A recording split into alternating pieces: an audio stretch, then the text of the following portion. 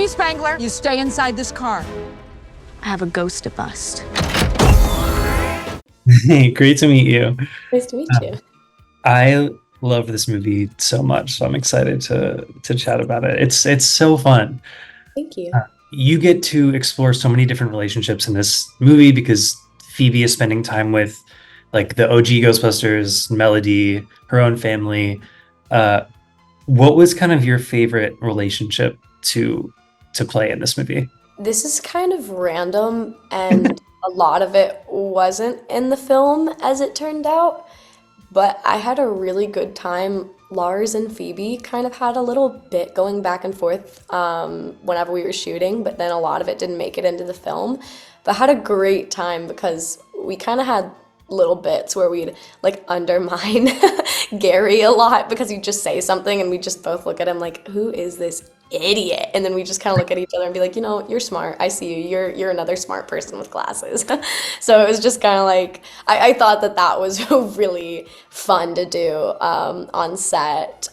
So I had a great time with that, which is random because a lot of it wasn't in the film. But I also had a great time.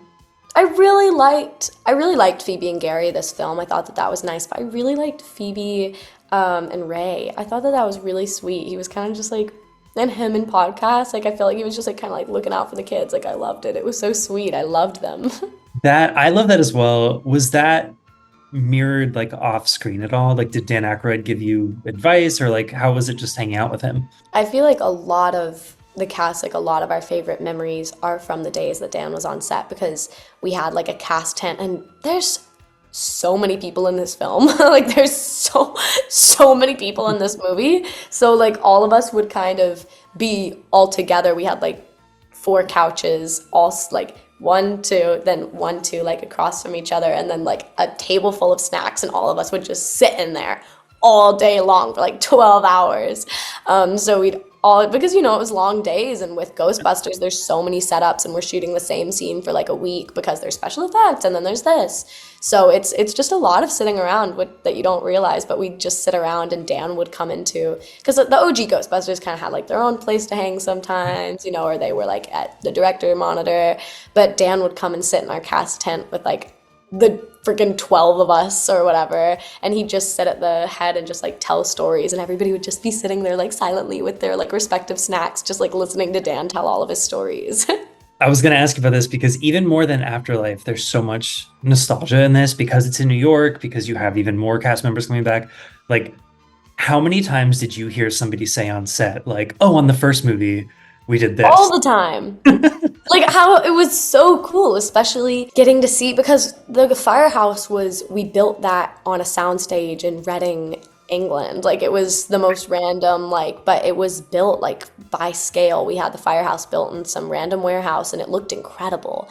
And the attention to detail and just getting to see kind of the OGs walk around and take that in and see it kind of how it looked back whenever they were shooting the first one was really, really cool. And also getting to hear like their stories and being like, oh yeah, like remember like Bill, whenever you were standing here, and Annie, I was like over here, and I was like, oh my god, this is so cool. That is awesome. You mentioned this a second ago, but one of my favorite sequences in this movie is like the car chase that happens super early on where you're like hanging out at the side of the car. What goes into making a sequence like that? Because it looks insane. That was the first scene that we shot in the film. After like all not working together for 4 years, we came back, and a week of just being surrounded by green tarps inside of this car that was like jacked up on a rig that would like bounce around and stuff. We did that scene for a week straight, and it was the beginning of the film, and the first day everybody was like, yeah, like I'm so excited to be back. Then the second day we were like, woo, and then the third day we were like, wow, it's really green in here. And then by like the 7th day we were like, oh my god, I can't wait to finish this scene. But it was really fun. It was just funny doing that over and over and over again, like every day. And then it's like such a short scene in retrospect, but it was very, it's weird getting to see it like visualized, because you don't know what it's gonna look like whenever you're just surrounded by green tarps in the middle of like London, you know, it's really cool to finally be able to see the finished product. Because they also had like a second unit shooting in New York that was shooting like the car chase. They shut down a few blocks of New York, which was crazy. Quite a feat. But yeah, they went and drove the Ecto all around New York and kind of used that. Then our shot. So it was like cool to finally get to see. You put out your first single in 2021. You got to touch on music. Tied to Afterlife. You just put out a new one called Gentleman. That's great. I was listening to it. The question is, can Phoebe Spangler sing? And what are the odds those worlds would ever collide? I don't think so. I don't think that she would sing. I feel like she would be the type of person that has like perfect, like that. Actually, no, I don't even think that she would have perfect pitch. Like, I don't think that Phoebe would be a singer at all. I feel like I could see Phoebe, I'm trying to think of like an instrument that would suit her. What are those things where it's like the thing and it's like, and you like play it by like, yes. I feel like, I don't know. I just kind of,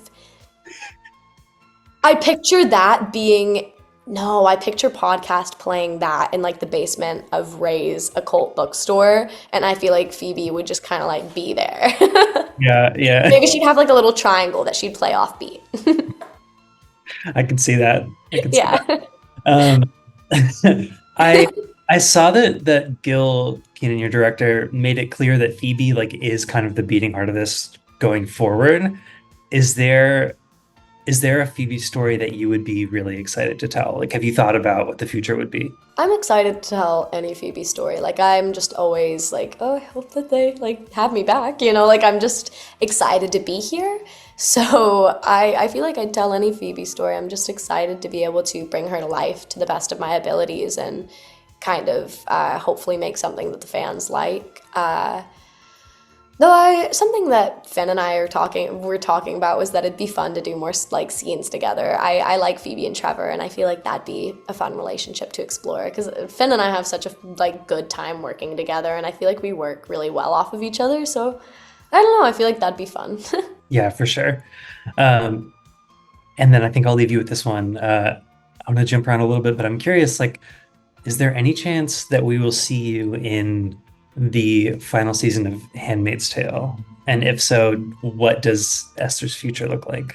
That's what I'm asking myself. I'm actually terrified. Like, I won't even lie to you. Like, I have no idea what. I'm hoping that we'll shoot the final season sometime soon. It's just between all the strikes and COVID and everything that's been happening. And then Lizzie Moss had a baby, which is crazy. So exciting.